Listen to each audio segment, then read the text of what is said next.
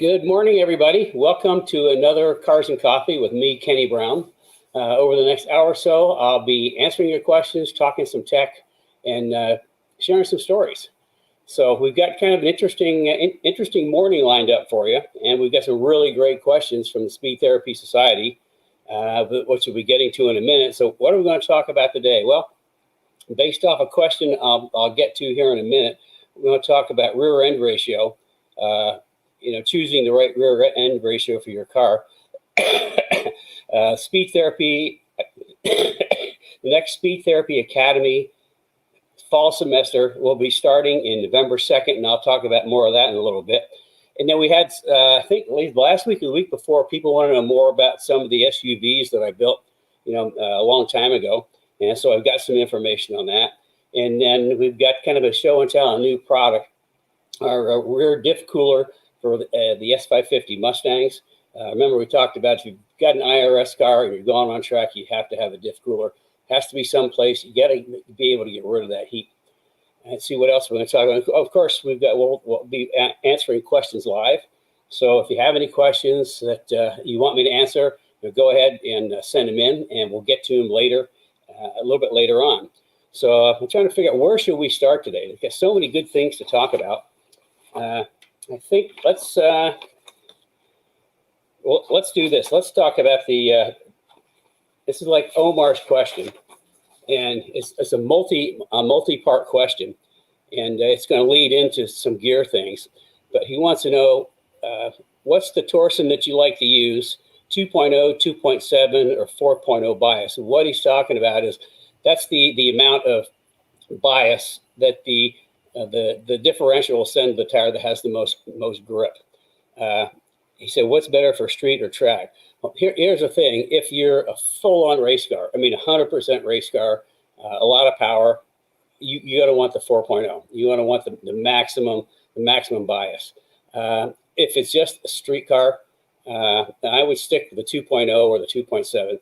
You really don't need anything more than that. I think the T2R is maybe like a 2.7 maybe, or 2.4. I can't remember exactly. But yeah, the 4.0 is strictly full-on race car.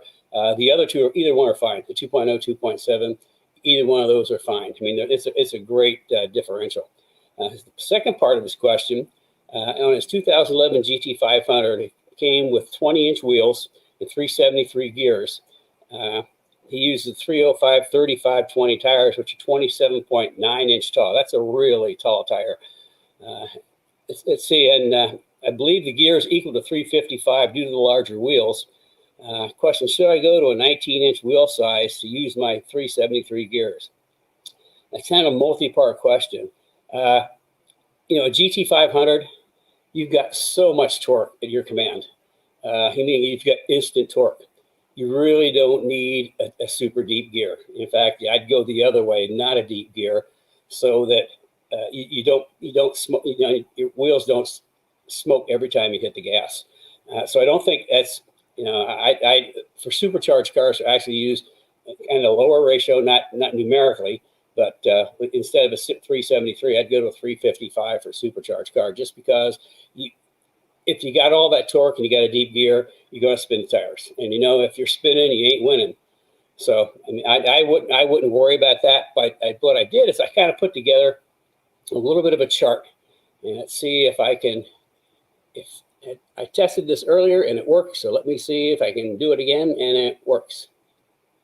There it is. Okay, this is something I put together. Now this top part, this is something I did where we're building David's car out on the West Coast. He has an S197 Mustang, but it's going to run AIX in NASA, and he really wanted to do something different. So I had Wagner Race Engines up in Wisconsin build a all aluminum 408. That's a 351 stroked out to 408, aluminum block, aluminum heads, everything. And it makes buckets of power. It's like 650 horsepower and almost that much in torque. And that's that's why I like, for this application, why I like the Windsor motor, because you can just get so much torque out of it. And as far as weight and size, it's smaller than the Coyotes, and it weighs less or about the same. but it's the torque thing. It's like there's the old saying that horsepower sells engines, but torque wins races. So anyway, we're putting together, he's got a 9-inch in it, which means you can pull the hogshead out and change gears like pretty easily. And I put this chart together for him so he could figure out which rear end ratio. These are rear end ratios where we were gearing towards. Remember, I said you need a lot of torque. You don't need a deep gear. And the way that I gear race cars is, the first thing I'm looking at is, typically fourth gear is a 1-to-1. And that's kind of like the gear we look at for top gear. Some tracks are really long tracks. You might need to drop into fifth. If that's the case, you have to have a transmission that's like a 0.8 to 1. Otherwise, you hit fifth and you go backwards. But the thing I look at for fourth gear, I want the car to be pretty much at red line at the end of the longest straightaway. So if at the end of the longest straightaway, if it's like 151 miles an hour, then we're going to want the 360 gear. So that's what I'm looking for. The next thing I look for in choosing the gear is, where are we in the torque band coming off the turn before the longest straightaway? Because that's how we kind of gear the car, is you want to be right in the torque band, pulling off of that last corner before the longest straightaway, and you want to top out that gear at red line at the end of that straightaway. That's going to give you maximum velocity. And once we get that one, then we'll go to what's the next longest straightaway, and we'll kind of do the math there. So that's how we end up choosing gears for race cars. And this is a chart that I put together for David. So when he's at the track, let's say he's got the 389 in there, and at the end of the straightaway, he's got to shift from fourth to fifth for maybe 100 yards or so. Well, in that case, we want to drop down to either the 370 or the 360, so he wouldn't have to make that fifth gear shift. Now, some super long tracks, you might have to do that, but I like to keep it second, third, and fourth as far as the gears using on track. So anyway, I came down, I put some numbers together for a Coyote. And this is kind of like the tires we use the most are around 26.5 inches tall. But I just want to show you the difference and what happens with a taller tire. So if this is a 26.5 inch tall tire, 373 gears, and we're looking at 1-to-1, which is either fourth in a like a Magnum XL or fifth in the stock transmission. And with the 26.5 inch tire, 145 miles an hour would be 6,800 RPMs, basically. It's interesting, you go to a half-inch taller tire, 27-inch tire, and around the same RPMs, you go up 3 miles an hour. So it's not a huge difference, but there is a difference. And looking at the like a 410 gear, we use most in the Coyote cars. We'll typically use in the later cars, I use a 373 with a Magnum XL. That seems to work out really good. In like the earlier Cobras, use the Magnum XL with a 410. That seems to work out a little better there because they don't have quite as much torque. So anyway, so you say we have a 410, and at 132 miles an hour in fourth/fifth gear is again 6,800 RPMs. You go to 27-inch tall tire and 6,800 RPMs, you're about 135. So it's just a half-inch tire only makes a couple of mile-an-hour difference. Now on the 27.9. 27.9. That's a really tall tire. Same thing with a 373 at 6,800 RPMs. It's 153 miles an hour. So you can see what almost an inch taller tire does. And if you look at the 355, it's 160. So I mean, it's like in choosing the right gear. If you've got that GT 500, I mean, I 19-inch tires. Well, here's the thing. The way I look at wheels and tires, 18-inch are for racing, because 90% of all race tires are 18-inch, and most of all sanctioning bodies require 18-inch tires. But for street and track, I like 19s, simply because you got a lot of options as far as tire choices.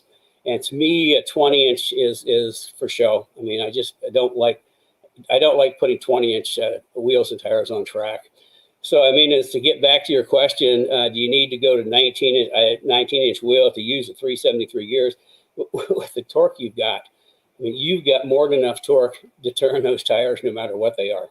So, I mean, I'd stick with what it is. If you're going to go on track, though, I recommend you switch to a 19-inch tire, just simply because of the choices you have available as far as tire sizes. And most of those are going to be in the 26.5 to 27 range.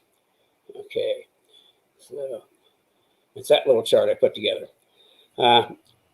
So I'll just keep going on questions for right now. Sure. So 1 minute, Kenny, I want to interrupt you. That was really good information. And if you're just joining us, Kenny Brown, Cars and Coffee, this might be a really good thing to review again or catch in full. And remember, you can catch the replay on the Kenny Brown Performance YouTube channel, or else on either one of the Kenny Brown Facebook pages, Kenny Brown Performance or the Private Speed Therapy Society Facebook group. So Brian West is even saying nice chart, and you know how techie he is. Yeah. So he what we might do, Carrie, is I'll send this off to Brad, and he can post it up either in the resource section in the society, or even wherever you guys put stuff. Okay. So that way people can look at it. But I mean, if you really want to, I mean, you go on, if you Google, I mean, there's a bunch of different places you can get the formulas to calculate your speed versus tires and all that sort of thing. So I mean, it's not really magic, or I'll say it is magic. It's not really magic. It's just a matter of math. And like I say, it's for all the cars that we do. I don't even worry about it. It's for the non-pure race cars. Coyotes will use a 373 with a Torsen. The 99 to 04 Cobras with the Magnum XL will typically use a 410 with a Torsen. So I just use pretty much those two gears, and I'm pretty happy with them. Speaking of gears, and going way, way, way back in 86, 87, when we were racing the Saleen cars in the SCCA Pro Endurance Series. Endurance racing is all about making laps, making laps, making laps. And if you're in the pits, you're not making laps.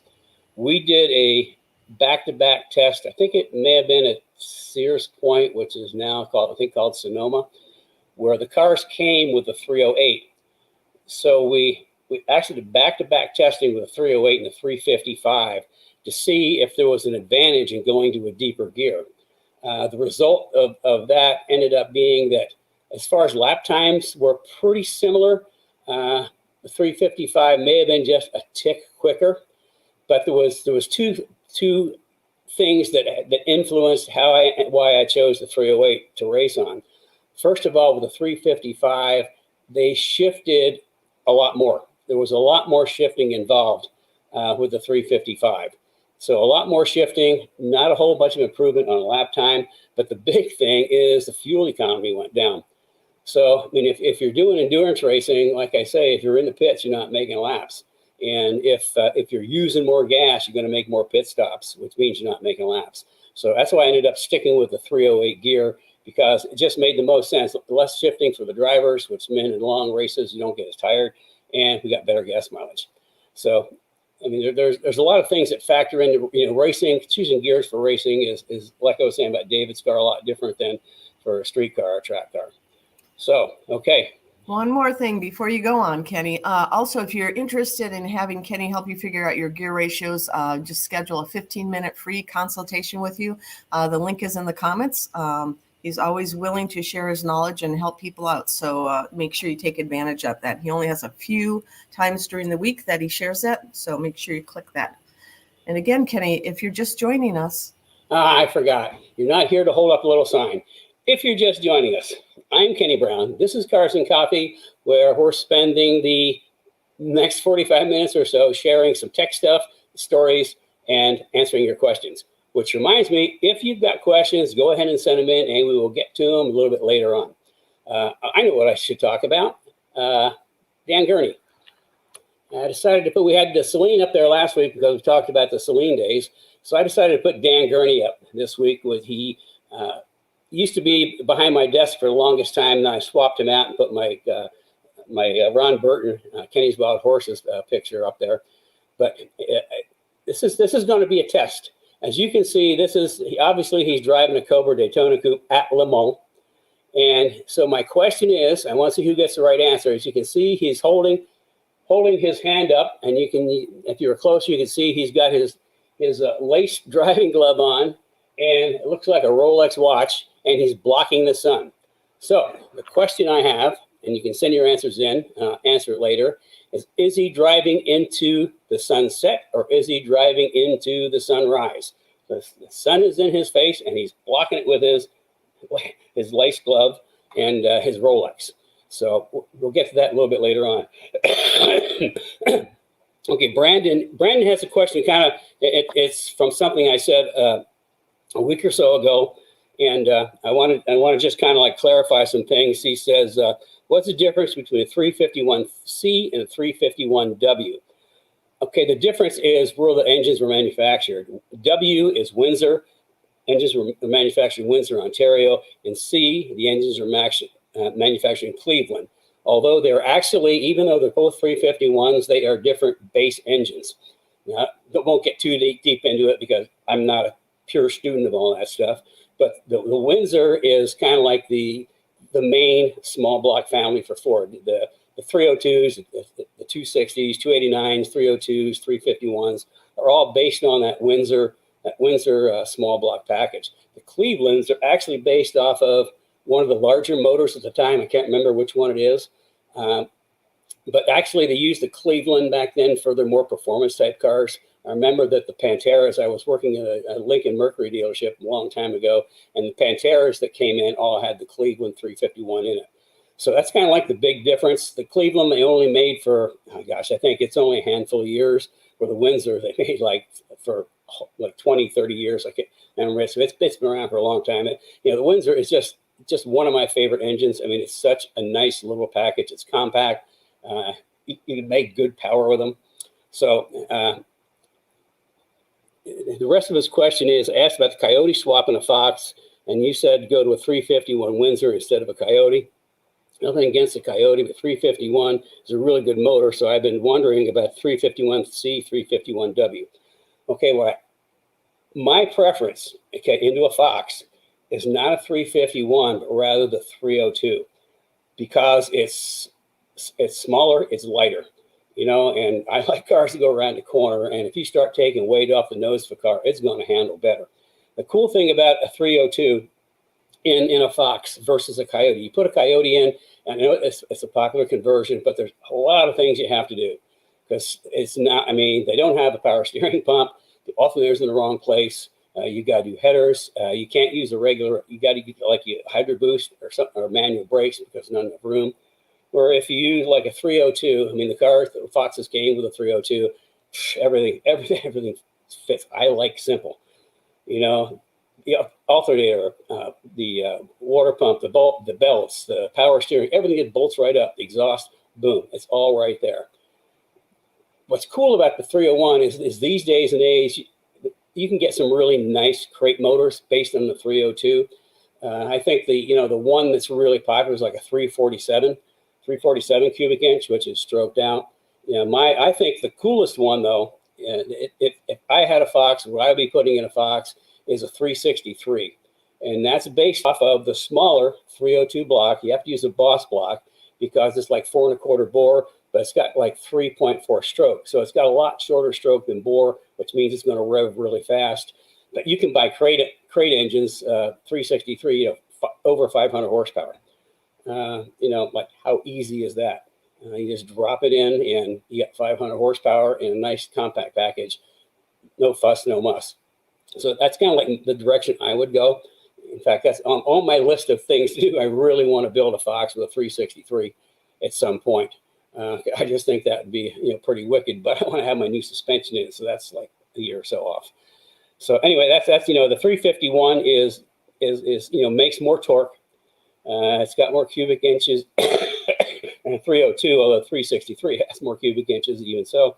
But it's a bigger, it's a taller, heavier motor. And like I say, I like cars to turn. So I like, that little 302 package is, to me, just as sweet as it can be. Although there's nothing wrong with the Coyote. that's probably the best engine Ford has ever done is the Coyote. I got one little story on the Windsor. This is going back years and years ago. There was a group within Ford that really wanted to push the modular. Remember, they came out, the first modular was a 4.62 valve.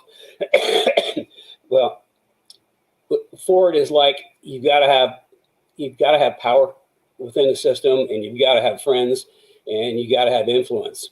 Well, apparently back then it was they were referred to, kind of casually as the modular mafia that really had momentum within management at Ford, and they had convinced management that they had to get away from push rod motors and go to these modular motors because they could never make emissions with the other motors, and this was the way of the future. Well, as we know, that wasn't necessarily true. I mean, Chevrolet is still putting overhead valve motors in cars and making emissions and doing great. But I also knew, a friend of mine, Wally Beaver, was in advanced engine development at Ford for years and years and years, and he did a lot of work with Ford Racing back then. They actually had a Windsor package, a 302 package with unique cylinder heads, and they made a whole bunch of changes.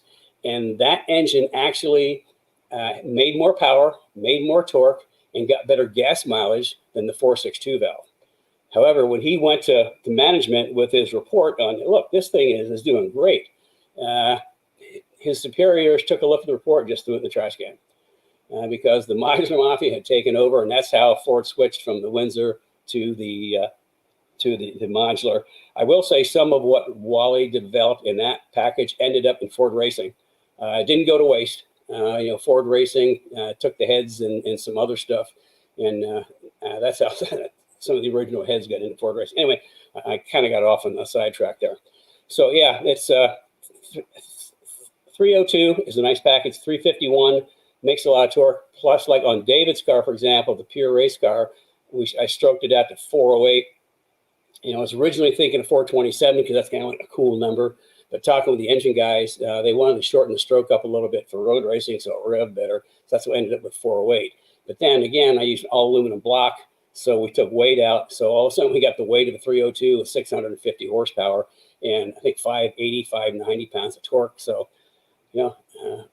horsepower sells engines, torque wins races.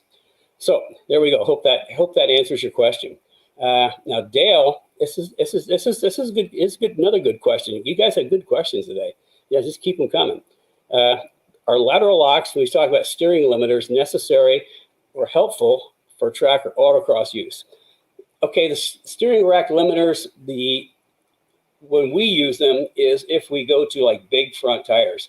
I think the GT500s actually came with steering rack limiters. That is so when you go full lock, that because you get bigger wheels and tires, when you go full lock, so the tires don't rub at full lock. So they put a steering rack limiter in, so you only go so far before they won't rub. And we do that for cars. We put like big fat, super fat, sticky front tires. We'll put steering rack limiters on again, so when somebody's in a parking lot, they don't go all the way and start tearing up the tires. So, but as far as on for track or autocross use, I mean, it really doesn't have any impact. It's only when you're returning to full lock. So yeah. If you got big tires and you rub, get some limiters, and it'll keep it from rubbing. Okay, I kind of got through questions. What else have we got on coming up today?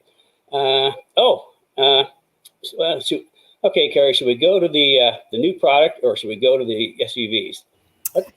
What are you thinking? Let's go to new product. Okay.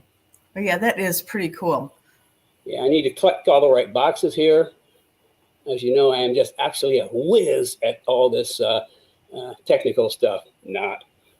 Okay, here we go.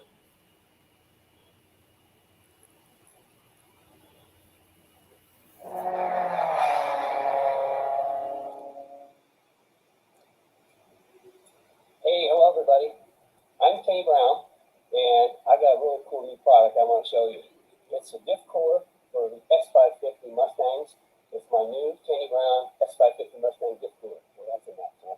And people that are watching us on YouTube and on Cars and Coffee, you've heard me talk about cooling and IRS differential. The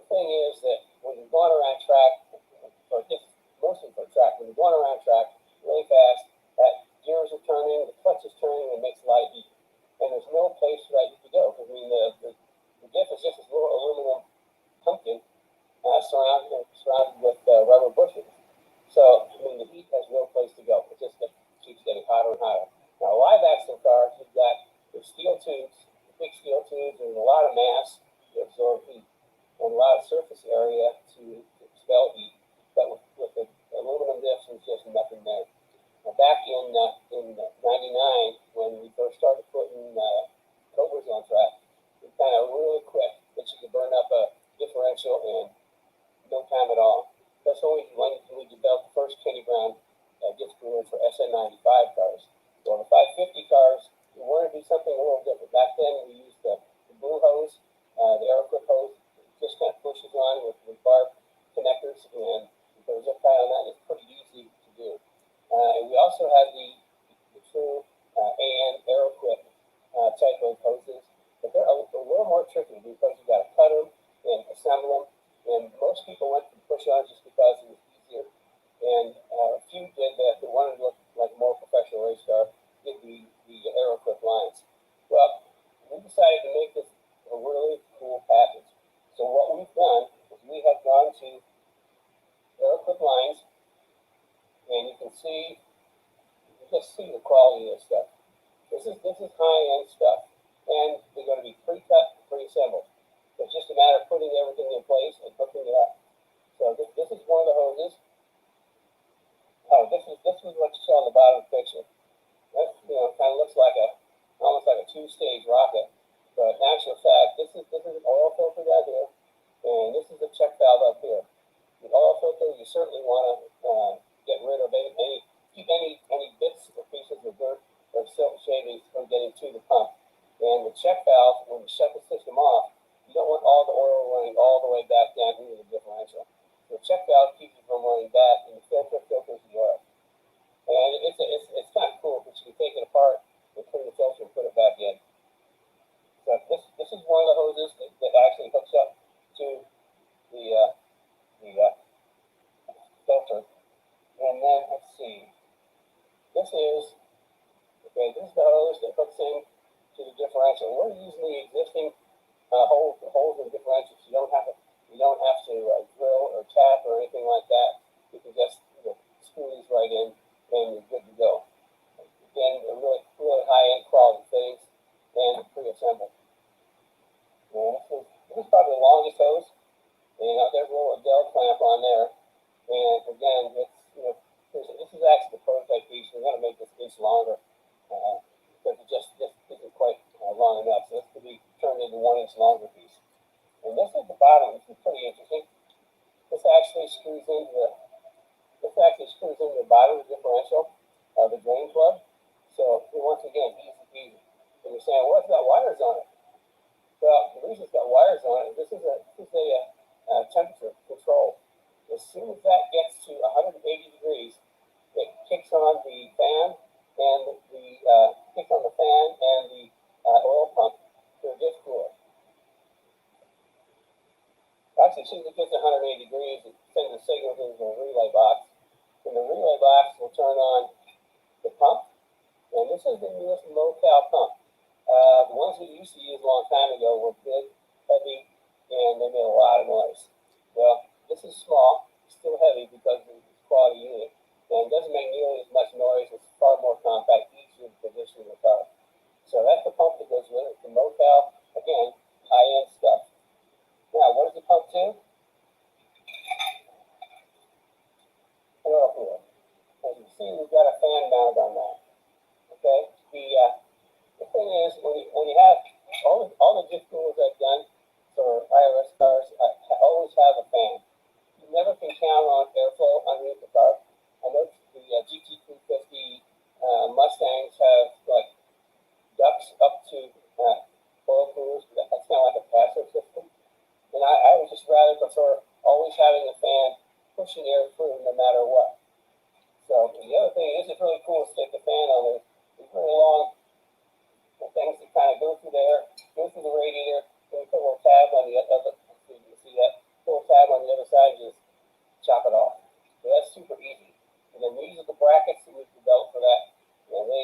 posting will come with it. What we're not showing is there's quite a bit of wire and hardware that goes with this. If I had to rate it on degree of difficulty with 5 wrenches, I'd say it's 3.5 to 4, because you do have to drill quite a few holes because a lot of things need to be mounted. So, but outside of that, I think it's pretty cool. We're going to take some pictures as we put this one together, and we're posting them up for you. You can see how cool and neat and tidy it fits in the bag. So I mean, we're pretty excited about it. We've worked on this for quite a while to come up with, we thought, a really cool system. It's efficient and it looks really good, and it is compact. Keeps everything kind of like in that one area. You can see by the hoses. I mean, this isn't very long. That's the longest hose. Actually, from our old kit, we saved 4 feet of hose by doing it this way. So we're pretty excited. As we install this, and this is actually the prototype pieces, as we install this, we'll take some pictures and we'll have them for you in a week or 2. So anyway, that's my new Kenny Brown rear differential cooler for S550 Mustangs, and it's absolute must. Plus, I mean, this is all top quality stuff. I mean, this is a high end super package, let's say. No junk, all top quality stuff. All let's say it's all professional race grade hardware and hoses and roll cooler. So if you've got a 550 and you've gone on track and you're getting overheating and your light's coming on, give us a call and we'll get you set up with this amazing new super premium Kenny Brown differential cooler for the S550 Mustang. Thanks for watching, and catch me on Cars and Coffee. Okay, Kenny, I just have one quick thing. You weren't hearing this, but we had a little bit of volume, not volume, but we couldn't hear you very well. So everybody that was interested in this and wants to hear it again, you can visit kennybrown.com and just put in the search bar diff coolers or differential coolers, and you'll on that product page, there's a video of the same thing. So if you want to listen to it again. Also, Brad, can we maybe post this on the Kenny Brown Speed Therapy Society Facebook group page? That might be another place just to post it. So it's really good information if you're interested in that. And I'm not sure if you guys caught it or not, but we also do offer a universal kit for the IRS Cobras. So. And universal kit for anything else. Yeah. You know, all the pieces are there, and you can sort of plumb it and put it wherever you want. But we supply all the pieces, so you've got the good stuff. Okay. You finished? Oh, yeah, you're waiting for me to talk. Okay, yeah, I'll introduce this next section, though. I believe this is Rory Merck that requested the Explorer information. Rory, you're in the audience. I see that. Let me know if it was you or whoever wanted Kenny to go over the history of his Explorers. Just comment on there because I misplaced your name. So go ahead, Kenny. Okay. Well, I think you need to give me the full picture. Oh, I didn't realize I was up there. Sorry.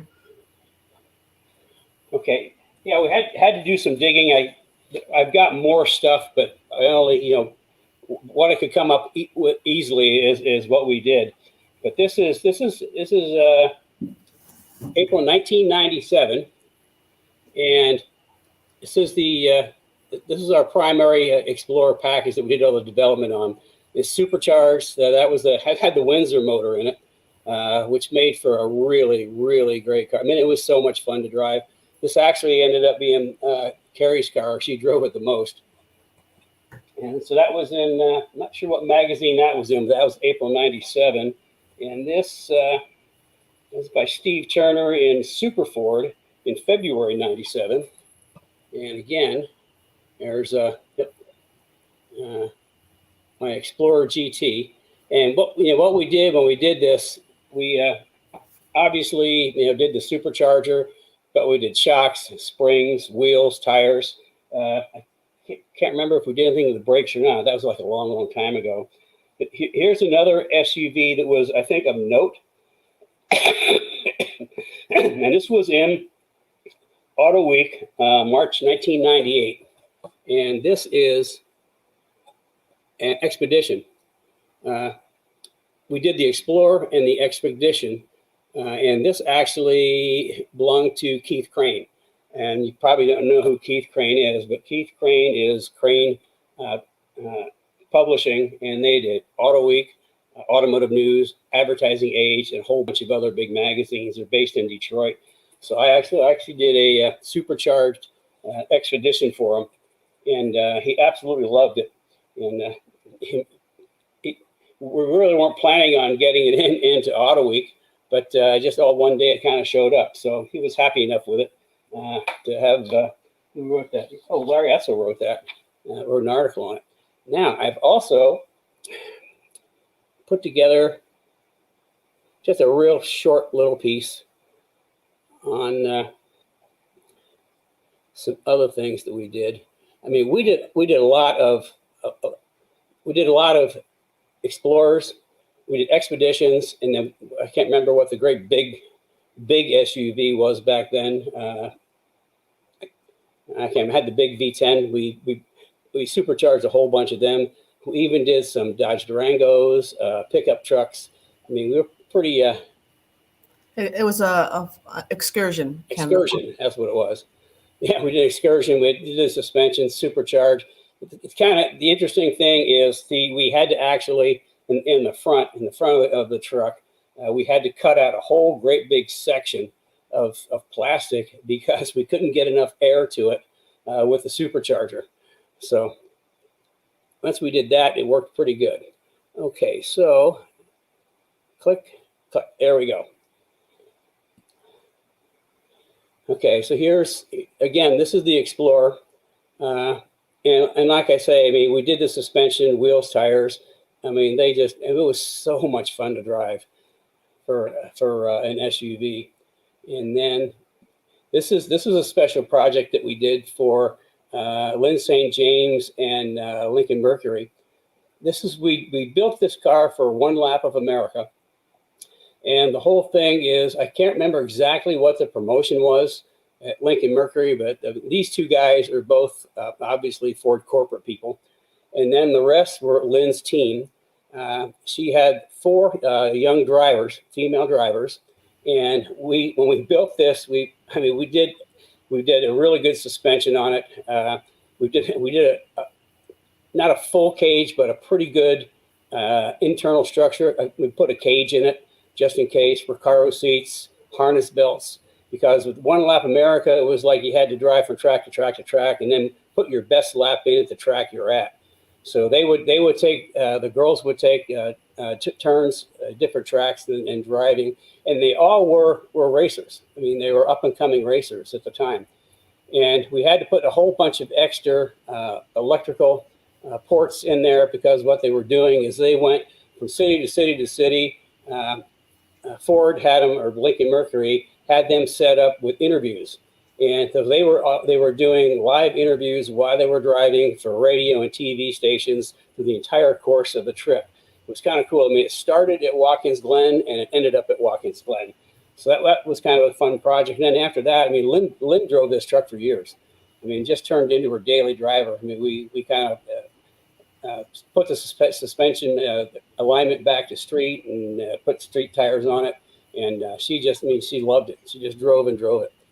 So that was kind of a fun project.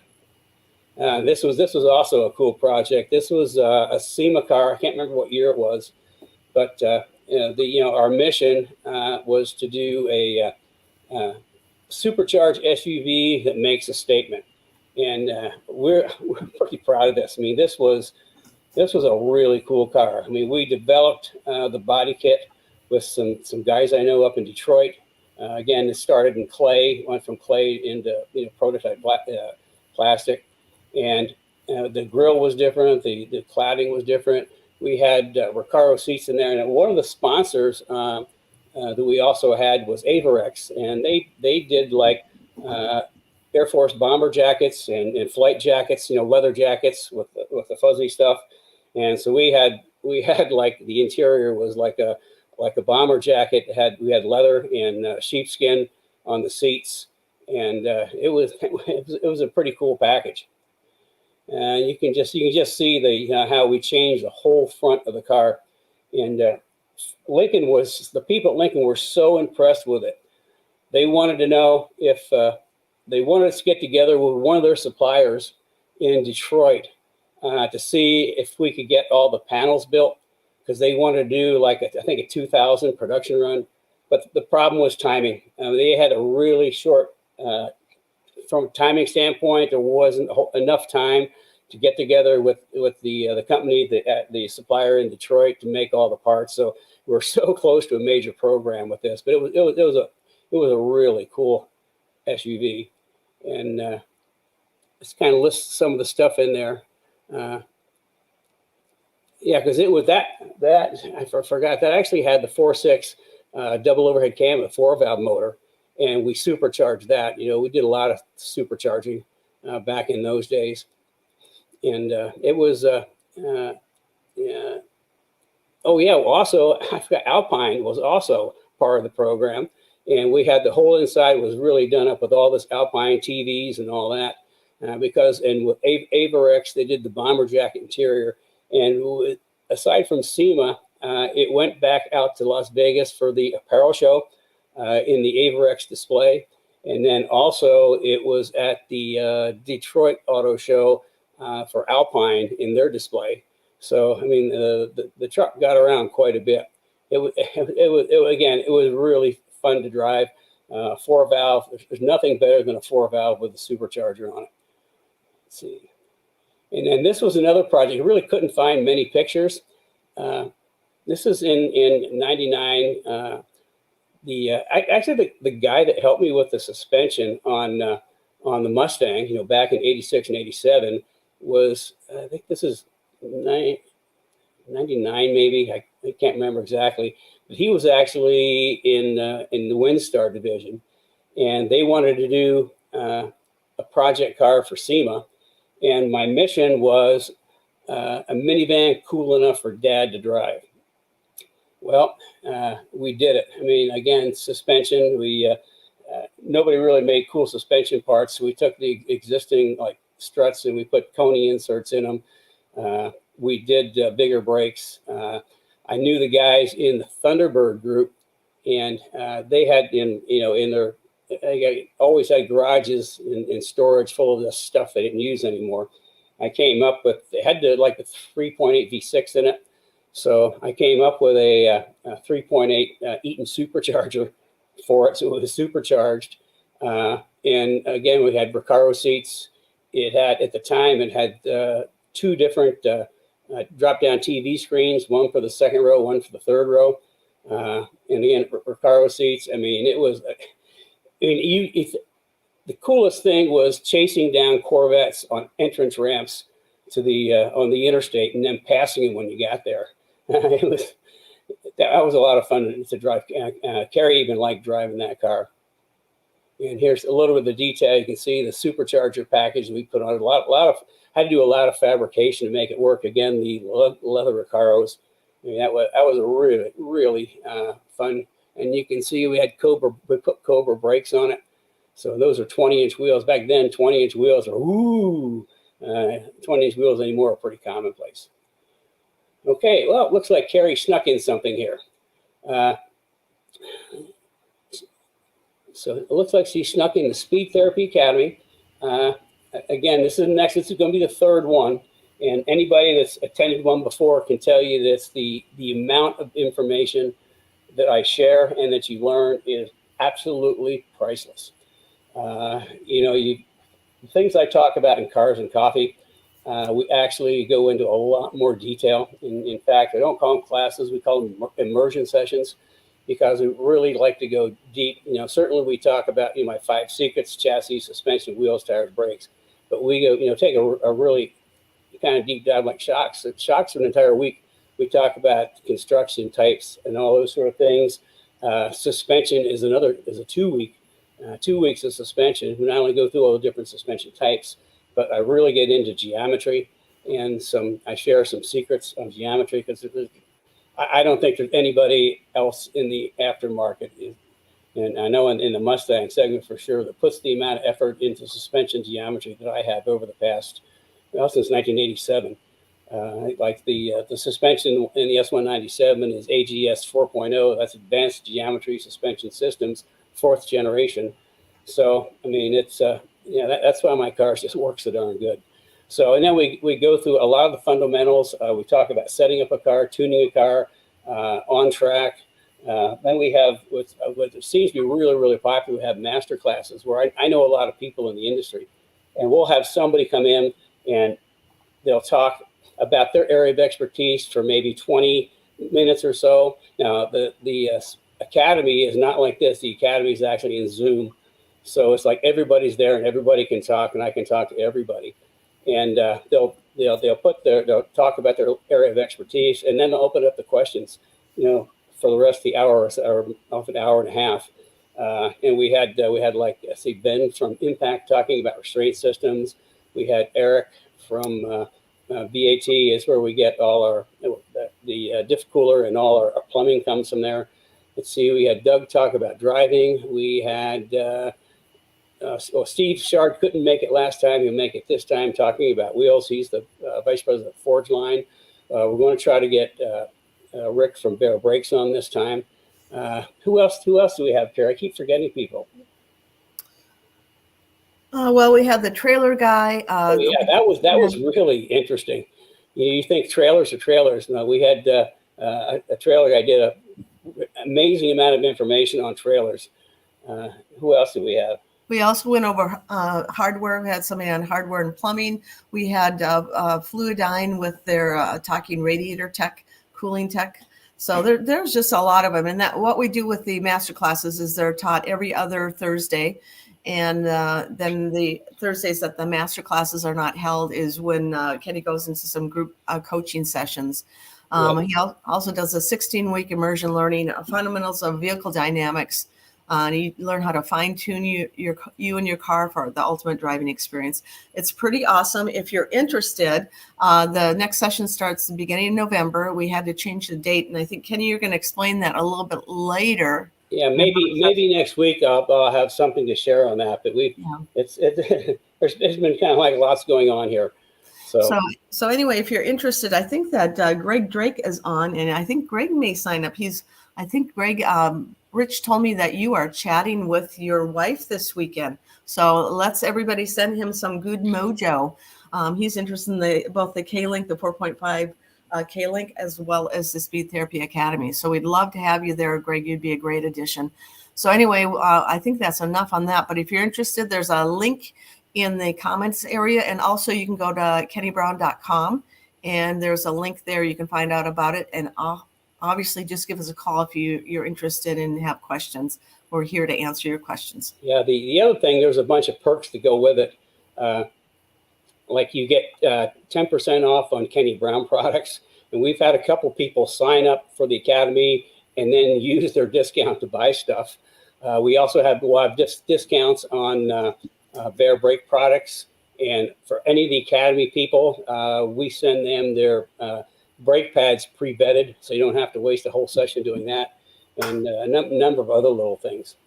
So yeah, that's a pretty good deal. I just see that Steve Reynolds is on, and he signed up for the Speed Therapy Academy too. Hi, Steve. Good to see you here. Oh, I'm not Reynolds. Steve, that's your wife's name, Maggie Reynolds. Steve Hammond, I think. So anyway, Steve, good to have you here today. Yeah, I think I saw Brian out there, and Brian is an alumni of the Academy. Actually, we have a number of them. Tim Allen's here. Brian Westcliff is here. I think Joe Johnson is on track, so he's always here. Cliff mentions that the Academy is well worth the immersion. Help me get to the next level involvement with my car. Thank you, Cliff. That was very nice. So we're just, all the Speed Therapy Academy people become our friends. So it's really fun to have that small, intimate group together. So anyway, let's move on. I think it's time for questions. Okay. Unless you have something else, Kenny. Nope, I'm just looking at my list, and I think I've gone over everything. I might point out that we're really busy. I hadn't even taken a look at next week. So why don't you send me in through the society or Facebook what you'd like me to talk about next week? Because like I say, I talk about what you want to know about. So give us some suggestions on what you'd like, or I'll send your questions in, send some suggestions, and we also will go back and pull some questions out that people have sent in prior. So with that, I think we can get to this week's questions.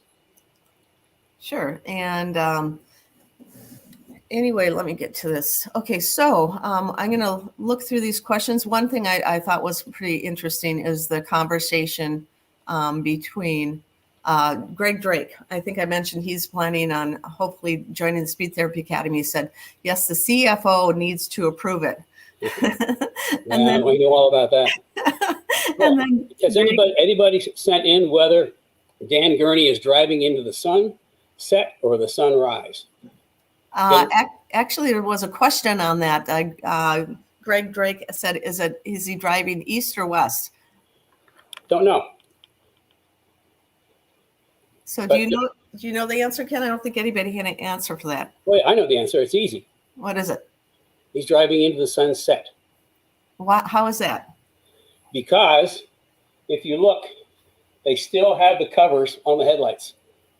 Ah. See, they would cover the headlights until dark, and then they'd uncover them so there wouldn't be bugs and oil and stuff on them. So you can see the headlights and the driving lights are still covered. So that means he is driving into the sunset. Oh, that is really cool. So that is awesome.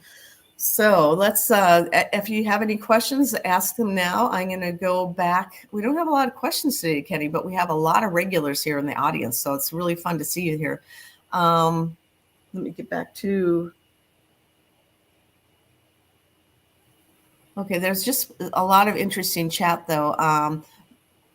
Brian, this is back to your talking about your engines, aftermarket, SBF, I'm sure that's short blocks something. Best of both worlds, short or tall blocks, Cleveland mains. Does that make sense to you, Ken? Yeah, there's another, I talked about the Cleveland and the Windsor. There's also an M in there, 351M. A lot of people call it modified. That's what I think the M stands for. But I think the N stands for the Michigan Machining or something like that. It's kind of like a combination of both. I think that's based off of the 400.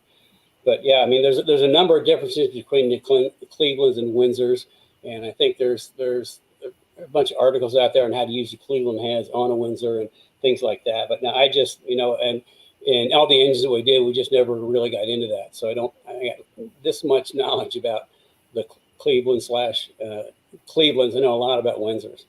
So a lot of people enjoyed your stories too.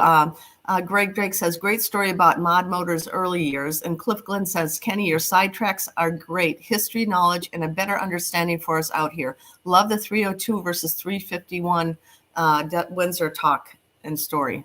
So that's pretty cool. Brian, to me, the 302 is a Mustang motor, and the 351 is a truck motor. That's the way I look at it. So, no, okay. As you should probably tell, I just really, really like the little 302 Windsor. I just think that is such a nice little engine package. I mean, so it's light, it's compact, and you can make tons of power with it. So if you are just joining us or you're watching Kenny for the first time, this is Cars and Coffee with Kenny Brown. It's live every Saturday at 10 a.m. If you are watching this in replay or just stumble across it, there are 71 episodes that are recorded on, you can watch it on the Kenny Brown Performance YouTube channel or on his Kenny Brown Performance Facebook page. But YouTube really has a lot of information, has all the full episodes, and then it has a ton of little tech tips, anywhere from 2 minutes to 10 minutes of things. So if you want to know something about brakes, tune in there and you can look under the brake section, probably find out what you're looking for. Okay. So, yeah, this is episode 71. When we started this, almost 2 years ago now, I thought we're just going to do it for a couple of weeks and that'd be it. We'd be done with it, but apparently it's just, we're not done with it and we just keep going. And I think you enjoy this, Kenny, too. So yeah, I mean, I'm getting used to it. I wasn't very good in the beginning, but I'm kind of used to it now. And also, when you had your back issues and couldn't join me on Saturdays, I was like, first couple of times I did by myself, I was panicking, but I'm cruising through it now. Yeah, in fact, I asked if I should come in with him this morning. He says, "Nah, I've got this." So anyway, he's becoming a pro. All of you have been with us from the beginning can probably see the progress. Anyway, here we go. This is back to the I think it was you were talking about the Explorer. You weren't sure what kind of brakes you did. You did the Hawk pads. Both Calvin and Brad commented on that. We have a few of our former and present employees on here, so good to see you guys commenting and remembering that. They also commented on the wheels on the minivan too. So Calvin was like, "Ooh, the SEMA Windstar." All those guys drove it, and I'm sure we don't want to know any of their driving adventures in those cars. Yeah. So Those wheels that were on the Windstar, we only used them for SEMA. They were 20-inch, and back then in '99, 20-inch was like a big deal. But those things were so damn heavy. I mean, you could just feel it in the steering wheel, how sluggish the handling got with those giant 20-inch wheels on there. Went back to, I think, maybe 18s. I can't remember. No, the car just felt so much better to drive. So, back then it was, they were big, but they weighed a ton. And this car was at its time, it was like the most high-tech thing. It had drop-down video screens.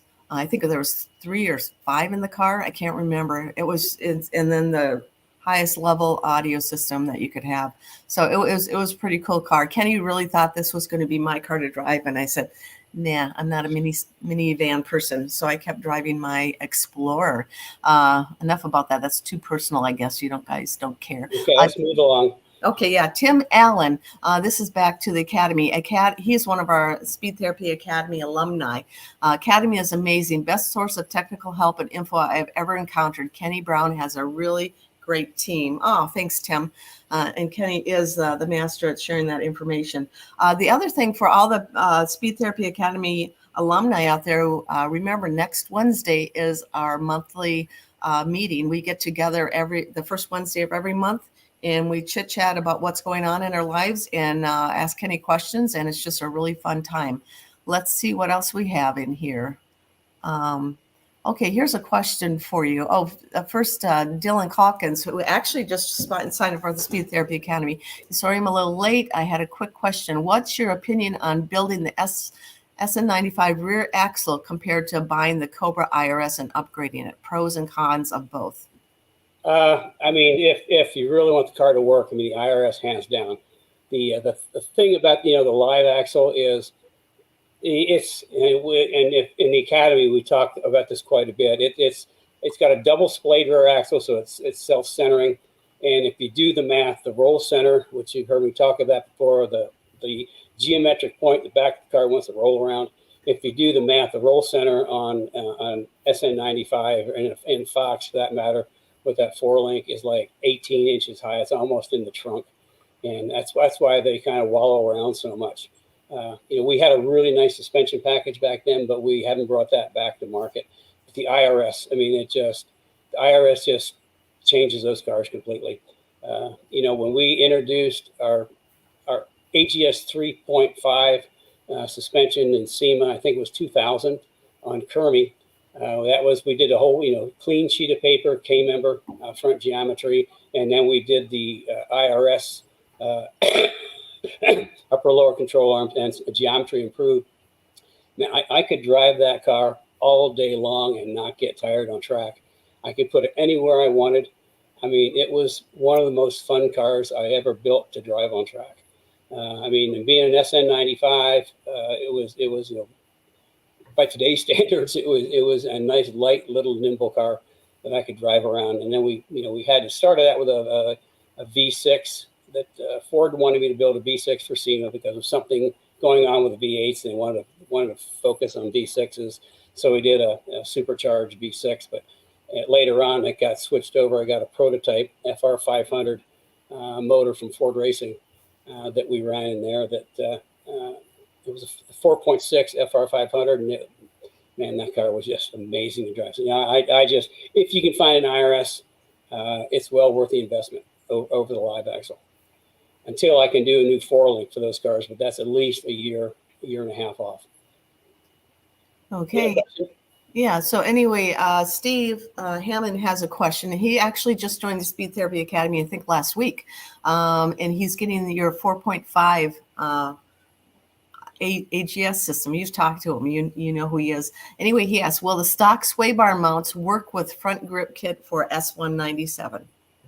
Yeah. We don't. In fact, all we really do is we'll put like a aftermarket sway bar on, adjustable that's got 3 adjustments. But the sway bar mounts remain the same, and there's no reason to move them. Like I say, I keeping things simple.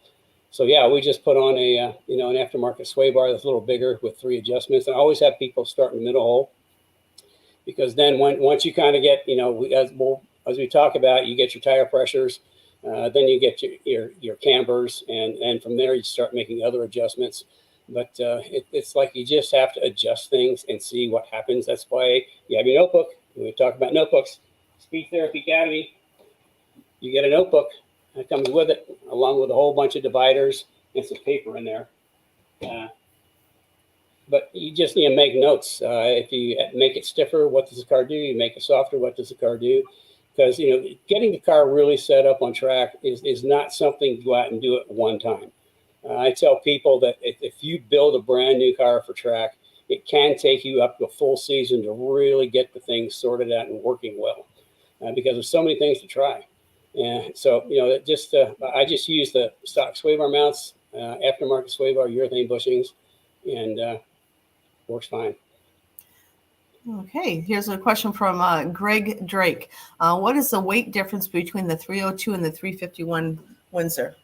Off the top of my head, I don't know. It's something probably you can look up on the internet. Yeah, Kelvin says 50 pounds. So yeah, I was probably somewhere in that range, because you got to remember the 351 has a taller deck, which means there's a lot more cylinder block, which means there's more weight. And the extra weight comes from the block. Also, the crankshaft's going to have a little longer strokes. That's going to weigh more. The rods are going to weigh more. So it's maybe 50 pounds. Taking 50 pounds off the front of a car is a lot of weight. It really makes the cars turn. So. And then we have Tim Tomasak. He says, thanks to Kenny and Rich this week for advice. I'm listening while flushing my brakes. Remember he had a rotor question? So yeah. Thanks, Tim. Nice to see you here.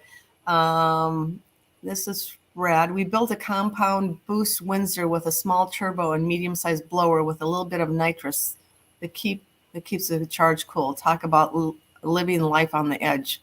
That must have been one of his cars with JMS. So, and Calvin's got to run. Let's see. We have another question here. I think that is it. If anybody, this is last call for questions. So if you have any questions, this is the time to ask them. While we're waiting for questions, there's a lag in time, so I'll share a couple. It was like a live axle differential cooling kit.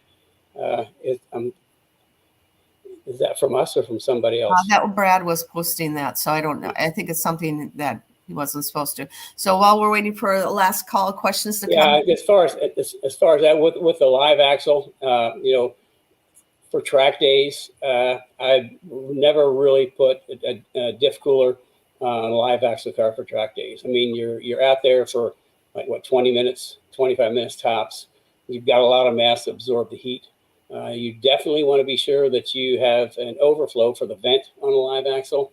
But for race cars, for like World Challenge cars, absolutely, you have to have a differential cooler. You have to have a transmission cooler, because racing racing makes a lot of heat everywhere. So for a full race that you're running 45 minutes, you have to have a diff cooler. For track days, I would say it's an option, but not really necessary. Okay. Okay, here we go. Here's a couple, just like I said, just waiting for last call questions come in. A couple announcements. This Sunday night is the last day to get your $200 discount on your 4.5 rear suspension. So if you attended Kenny's Wednesday private showing about a week ago on the K-Link 4.5 rear suspension, he offered you a $200 discount Sunday evening at midnight. That offer is going down, so make sure you get that order in, or email us or contact us somehow, and we'll make sure you get that discount. We also have Mustang Hub magazine. Fall issue has a K-link featured in it, so we'll be getting that. We haven't gotten the publication yet, but as soon as we get it, we'll show you or have a link to it. And again, remember to sign up for the Speed Therapy Academy. We have a lot of alumni in here today, and also a lot of new Speed Therapy Academy members. It's great to see you here. And let me look for questions. I got something on the 4.5. It came from a conversation this week I was having with somebody that's writing a book on, I think, the 5 to 10 S197s, and he was curious. He wanted to know if it was patented. I said, yeah, it's patented. I mean, we got way too many years and way too much invested in this. And he said, well, what if somebody tried to copy it? And I said, somebody tries to copy that, we're coming down hard. Provisional patent was assigned a year ago, and since then we've actually filed a full patent application. All the fees are paid, so it's in the system, and I think it was written by a professional patent attorney. So it wasn't done by somebody in on the weekends, and he wrote it in such a way to give us the maximum protection, patent protection. And within there, I think he said he calls out 125, 127, something like different elements of the package. And I told this guy, anybody copies any one of those, and that's they're in trouble. And so what do you do? Just kind of send them a note to stop doing it? I said, no. Anybody does that, they're getting sued for patent infringement, plus damages, plus legal fees. I mean, we're not going to mess around. I mean, there's too much in that, and there's too many crappy people out there that know nothing about geometry suspensions that copy things. I don't copy, I create. You see, I do the R&D. Other people their R&D is called rip off and duplicate. So it's the patent application has been in for a while. So yeah, we're protected all the way back for a year ago. So I think we were going to talk about the RPM Act this week, and we forgot it. We would have ran out of time anyway. So next week we'll talk about the RPM Act. It's very important that everybody participate in that. It's just super important. So anyway, I think that's the end of our show, Kenny. I don't have any other questions, but okay. So. Well, in that case, thank you for joining us. I appreciate you watching. If you have some suggestions for things for me to talk about next week, send them in. Because like I say, I talk about what you want to learn about. And if nobody sends anything in, we'll go back and look at other questions that have come in. And then we'll pick some out and kind of build the program around that. So again, thanks for joining us. Remember the Speed Therapy Academy. Oh, I got my Speed Therapy Academy shirt on. That's also you get when you sign up. You get your notebook and you get your polo shirt. Speed Therapy Academy polo shirt. So it's a really good way to start the program. So with that, I think we'll sign off for today, and send me some ideas of what you want to talk about next week. Otherwise, just pull something out of the air. And then we might have some news for you next week on something, but just going to have to wait and see what happens this week. So with that, again, thank you all for joining. I really appreciate it, and hope you learned something. And that's what I'm here for, is to kind of share quality information from my experience, not something I read or something I heard, and definitely not from the guy down the street or somebody else in the paddock, and absolutely positively not something I read on the internet. Two worst places to get information is the internet and the paddock. So with that, have a good rest of your weekend.